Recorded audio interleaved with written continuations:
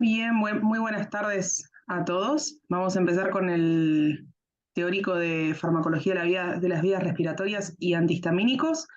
Hoy nos toca a mí, yo soy la doctora Mercedes Regalado Isamil y el doctor Juan Sterba. Y bueno, vamos a dar comienzo. Los temas que vamos a tratar los vamos a dividir en cuatro etapas. Vamos a iniciar con antitusivos, mucolíticos y expectorantes. Después vamos a hacer una revisión de los antihistamínicos. Posteriormente, colinérgicos y adrenérgicos. Y después vamos a charlar de la farmacología de la inflamación y algunas perlitas. Empezamos con antitusivos, mucolíticos y expectorantes. Y acá lo que vamos a repasar es un poco cuál es el mecanismo de la tos, ¿sí? Y dividir a la tos principalmente en productiva y no productiva, y a partir de ahí vamos a poder ver cuándo están indicados y cuándo no los antitusivos. Por otro lado, vamos a hablar de lo que son la irritación de las terminales nerviosas y acordarnos que todos los fenómenos, ya sean las mucosidades, los cuerpos extraños y estas tres sustancias importantes, la sustancia P, la bradiquinina y la histamina, son muchos los gatilladores de lo que es la tos. Y por otro lado, el centro, en donde se encuentran los receptores opioides y algunos otros que no son tan conocidos. Tenemos que recordar que una vez que nosotros iniciamos, digamos, el mecanismo y el mecanismo de la tos a nivel de bulbo y mesencéfalo, y vamos a generar este mecanismo que en realidad es una protección de lo que es la vía aérea. A partir de ahí vamos a dividir los fármacos en aquellos que tienen acción periférica, ya sean los opioides, los antihistamínicos, los broncodilatadores, los anestésicos locales, y aquellos que atraviesan barrera hematoencefálica y tienen efecto a nivel central, principalmente los opioides, ¿sí? Es importante tener en cuenta cuándo sí y cuándo no vamos a tratar la tos, ya que es un motivo de consulta muy frecuente, sobre todo en este periodo de otoño-invierno. En el caso de los adultos es algo que motiva a la consulta de guardia, y en el caso de los pacientes pediátricos es algo que atemoriza a los padres y que muchas veces genera consultas repetitivas varias veces en el día. Es importante destacar cuándo no vamos a tratar la tos, principalmente cuando es una tos de características productivas y está asociado a una infección que está en curso, ¿sí? Las neumonías, las tuberculosis, eh, las neumonitis incluso. Cuando la causa de esa tos es desconocida, es decir, yo no puedo aseverar ni que sea una tos cardiológica ni una tos que sea infecciosa, por ejemplo. En aquellos pacientes que tienen una tos crónica, es decir, pasados los 15 días, según la bibliografía, o 3 semanas, dependiendo de cuál sea la que uno lee, ya que tengo que buscar otras causas, ¿sí? Y en los niños menores de 2 años, justamente porque no tienen un mecanismo de protección y no tienen una maduración de todo lo que es la vía aérea, se trata de no justamente administrar antitusivos. El clásico es ir a la farmacia y ver y pedir aquellos que son de venta libre, aquellos que aparecen en las publicidades, ¿sí? Que promueven, digamos, el consumo excesivo de un montón de estos fármacos que los toman como compuestos naturales y siempre estamos dando algo un poquito más.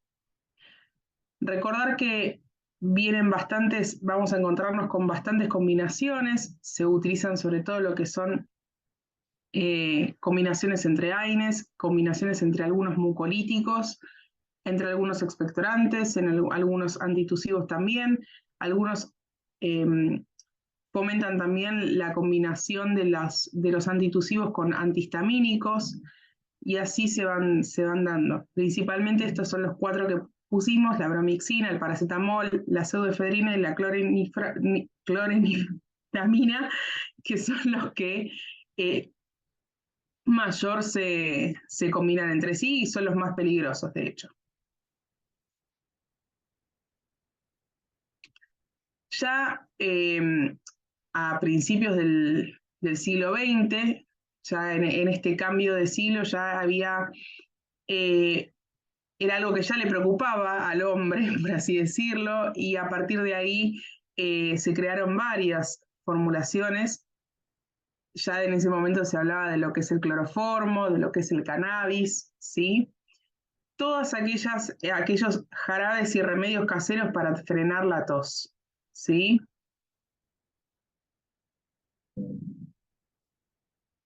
Bien, respecto a lo que son los opiáceos, principalmente vamos a hablar de la codeína y del dextrometorfano. Eh, ¿Por qué? Porque tienen un efecto central, es decir, lo que hacen es atravesar la barrera hematoencefálica, van a lo que es al centro de la tos en bulbo raquídeo, y ahí es donde ejercen su efecto. Por lo general, no generan tanta depresión respiratoria, pero tenemos que tener en cuenta que esto estamos hablando en pacientes adultos, en niños es otro cantar, ¿sí? Porque tienen justamente todo lo que es la neuromaduración en proceso y tienen más afinidades, tienen mayor afinidad por los receptores de morfina, ¿sí?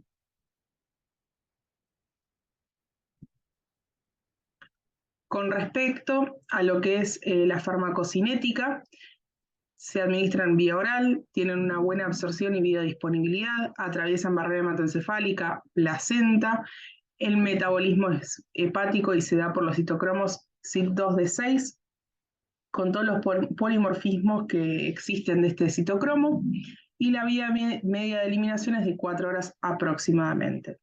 Lo que tenemos que tener en cuenta, la característica que se da, es que acá vamos a depender justamente de todos estos polimorfismos, es donde se va a dar el metabolismo idiosincrático en cada uno de los pacientes. Entonces tenemos que tener en cuenta cuáles son esos fenotipos. Aquellos que tienen un metabolizador pobre, otros que son extensivos y otros que son ultra rápidos, y en base a eso va a depender, digamos, el fin de lo que es la vida media de este fármaco. Los efectos adversos, si bien dijimos que no generaban tanta depresión respiratoria como la morfina, pero sí lo tengo que tener en cuenta en las poblaciones más sensibles, ya sean en los extremos de la vida. Por otro lado, va a generar efectos de sedación, puede generar mareos, síndromes vertiginosos y todo lo que es afectación del tracto gastrointestinal con alteración en la motilidad, como por ejemplo la constipación.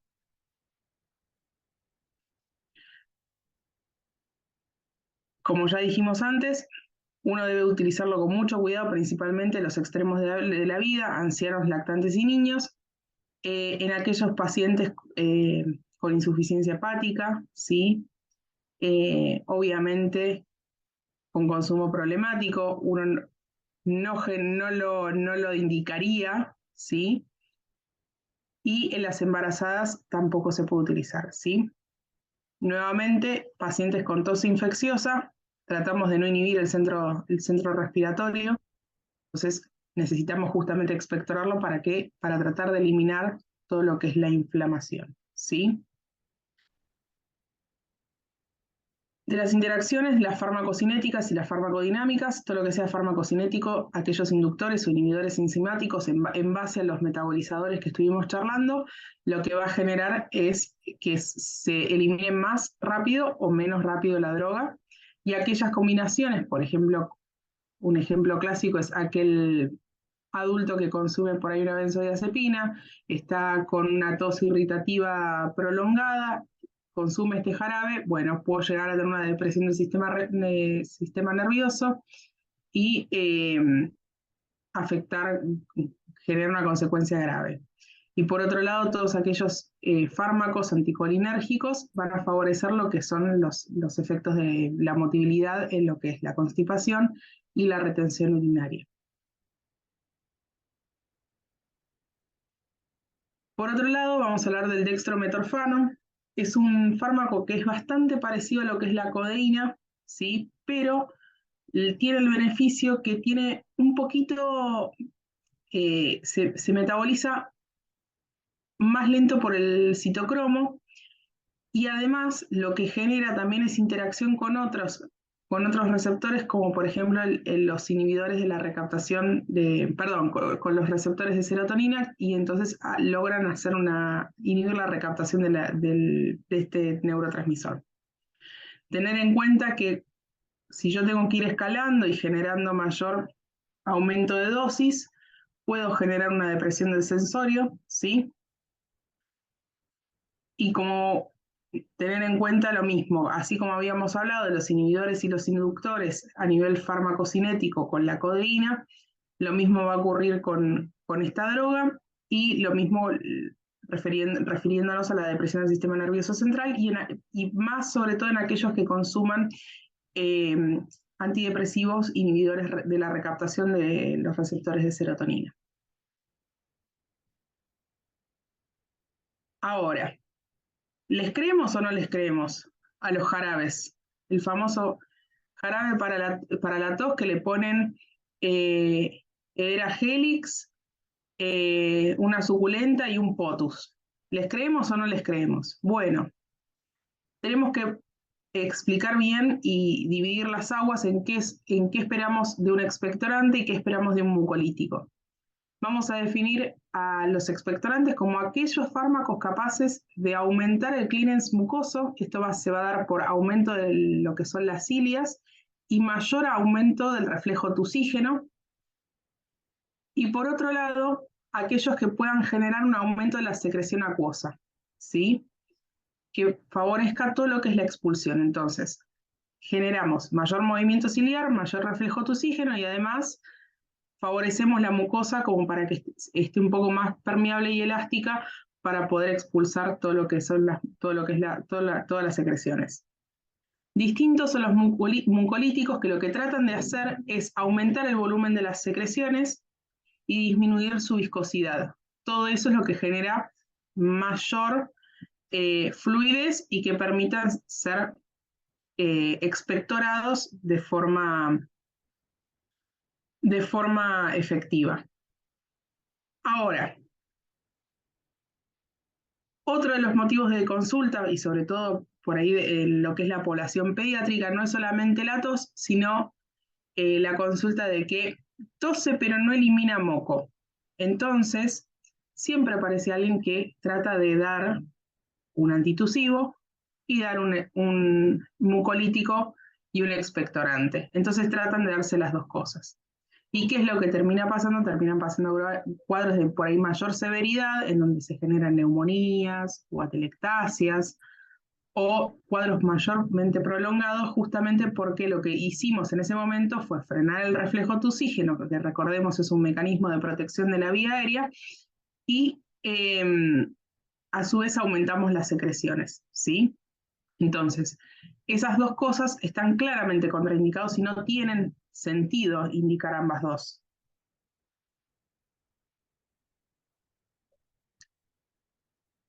¿Cuál va a ser entonces el mecanismo? Por un lado, los expectorantes lo que hacen es un mecanismo directo, que es lo que acabamos de hablar, aumentar el volumen, disminuir la viscosidad de las secreciones, y por otro lado, van a irritar la mucosa bronquial y todo lo que es sistema digestivo, entonces van a generar mayor reflejo, ¿sí? Por lo general son jarabes que vienen con varias combinaciones, ¿sí? Y por lo general son todos de plantas. Y con respecto a lo que son los mucolíticos, vamos a hablar de los tiólicos, de los derivados de la basicina y algunos misceláneos. El más común, clásico de todos los inviernos, la N-acetilcisteína, que lo que trata de hacer es disminuir la viscosidad y rompe los puentes disulfuros de todo lo que es la mucosidad y genera una mayor fluidificación de las secreciones. Ahora, por lo general, ¿sí? Esto alivia a los pacientes porque también les genera también como un efecto placebo, entonces se sienten acompañados, mejoran un poco las secreciones y con eso santo remedio, ¿sí? Pero sí tengo que tener en cuenta, como lo que venimos repitiendo, es el riesgo del broncoespasmo en aquellos pacientes asmáticos, ¿sí? Aumentamos las secreciones y si yo no tengo cómo poder manejarlo, si no tengo un reflejo de tos que sea efectivo, lo único que voy a hacer es continuar acumulando moco y poder generar todas las complicaciones. Y por otro lado, los derivados de la basicina, tenemos la bramixina, ¿sí? Que tiene un metabolito activo, que es el ambroxol, también bastante conocido, y lo que termina generando es una fluidificación. Importante, dato no menor, la bramixina tiene los dos efectos, es mucolítico y es expectorante, ¿sí? Entonces tenemos el 2 por 1, que es lo que hace que tengan bastante éxito en las épocas invernales. Por otro lado, sí es importante, y creo que es la única indicación real que tienen los mucolíticos, y es en los pacientes con fibrosis quística pulmonar, que son las dornasas alfa. ¿Sí? Lo que hacen es hidrolizar directamente las cadenas de ADN. ¿Sí? Recuerden que la fibrosis quística es una patología en la cual tengo alterado los canales de cloro, tengo alterado todo lo que es el movimiento ciliar, entonces lo que voy a generar también es un estancamiento del moco y además que tenga un mayor espesor, ¿sí? Y una mayor viscosidad. Entonces, justamente los pacientes con fibrosis quística tienen la indicación de los mucolíticos porque es lo que ayuda a poder movilizar todas las secreciones, ¿sí? Y hace que no tengan tantas coinfecciones a futuro. Bueno, antihistamínicos. Vamos a hablar principalmente, y esto es lo que nos tenemos que acordar, dónde se secreta y dónde se genera la histamina. Y estos son los 3 lugares más importantes: las células enterocromafines gástricas, los gránulos de mastocitos y basófilos, y a nivel del sistema nervioso central, en esos 3 tenemos centros de síntesis y receptores para activación de los mismos. Los receptores que tenemos van a ser 4, el H1, H2, H3, H4, y cada uno está ligado a una proteína, ¿sí? Que acá vamos a ver, por ejemplo, los H1 están principalmente en el sistema nervioso central, gastrointestinal, endotelio, músculo liso, monocitos y linfocitos, y esto es importante porque los antihistamínicos principalmente que actúen sobre este receptor van a generar mayor efecto con respecto a los anteriores, con respecto a los otros. Los H2 también tienen una acción importante a nivel del sistema nervioso central y a nivel gastrointestinal. Y después H3 y H4, por lo general, están más relacionados con todo lo que es la liberación de citoquinas y las cascadas de inflamación. Entonces van a jugar un rol importante, pero en patologías por ahí más crónicas.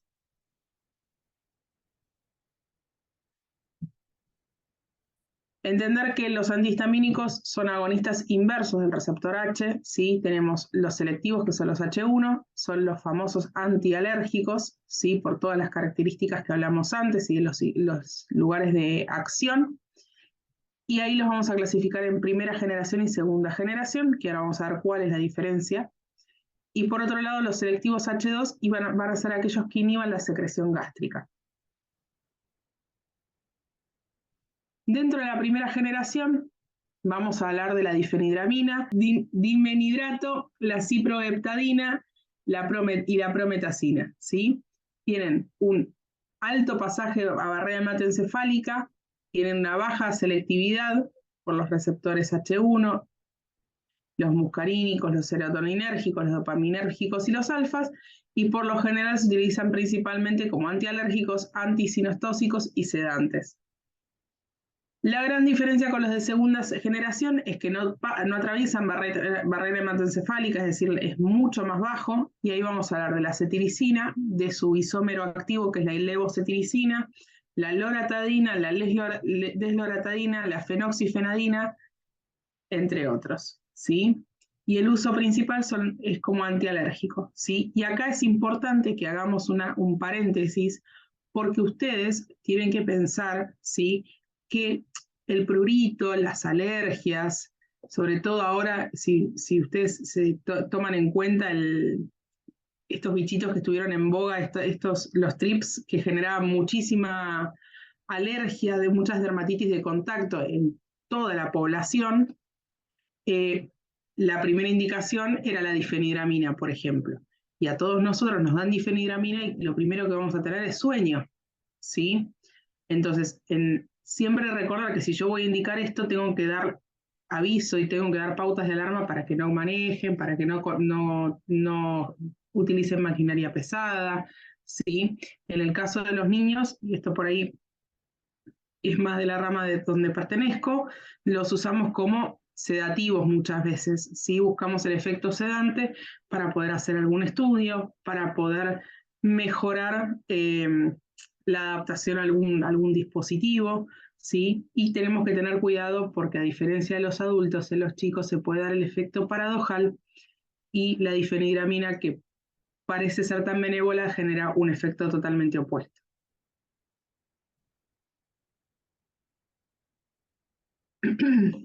Bueno, los efectos farmacológicos, principalmente lo que uno va a buscar es que haya una disminución del prurito, del edema, ¿sí?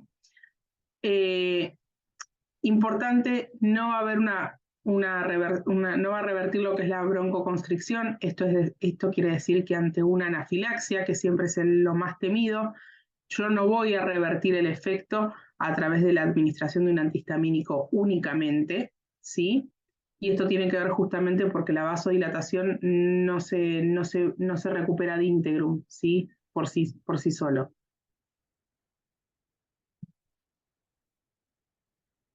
Los de primera generación, volvemos a lo mismo, tienen los efectos sedantes, pueden tener somnolencia, reacciones paradojales, que es lo que hablábamos principalmente en niños y en ancianos también. Tienen efectos antimuscarínicos a nivel central y estos son importantes, lo que habíamos hablado antes y que alguna vez han escuchado hablar, el famoso Dramamine, sí genera una reducción de lo que es la sensación de vértigo, entonces tienen también un efecto desde ese punto de vista. A nivel periférico pueden generar midriasis, retención urinaria, constipación, serostomía, seroftalmia. Y no olvidarse que como también tienen efecto antagonista alfa, puede generar una hipotensión ortostática.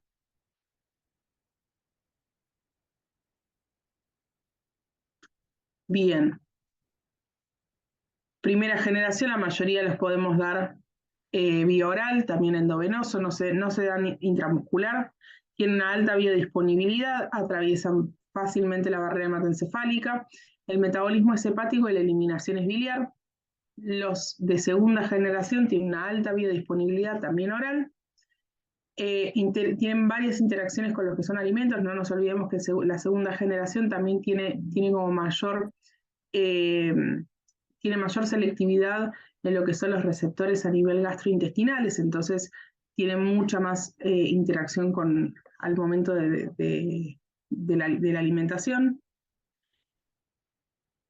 El metabolismo también es hepático y la eliminación es biliar o renal y se puede eliminar, digamos, entera la droga o con su metabolito.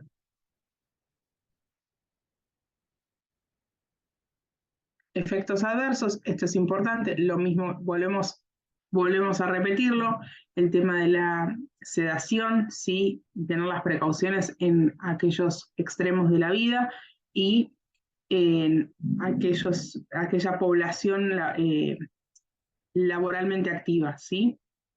Los bloqueantes serotoninérgicos nos pueden dar con mayor aumento de lo que es apetito y peso, y dentro de los efectos adversos raros podemos encontrar distonías, rigidez, agitación, alucinaciones. Los de primera generación generan más serostomía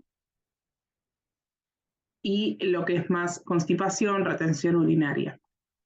Y a nivel cardiovascular, tienen mayor efecto los de primera generación con un bloqueo alfa-adrenérgico. También, si nos vamos a lo que es la prometacina y la difenidramina, pueden generar una prolongación del QT, y no es un dato menor en aquellos pacientes que están, por ejemplo, en tratamiento con antiarrítmicos.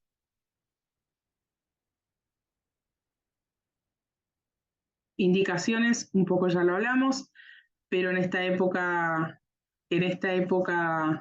otoñal, ya empezando, la rinitis alérgica, las reacciones urticariformes, ¿sí? Recordar que ante asma o ante una anafilaxia no son efectivos por sí solos, siempre necesita una terapia combinada. Y son además antisinestósicos, sobre todo los de primera generación, que era la marca comercial que les hablaba antes.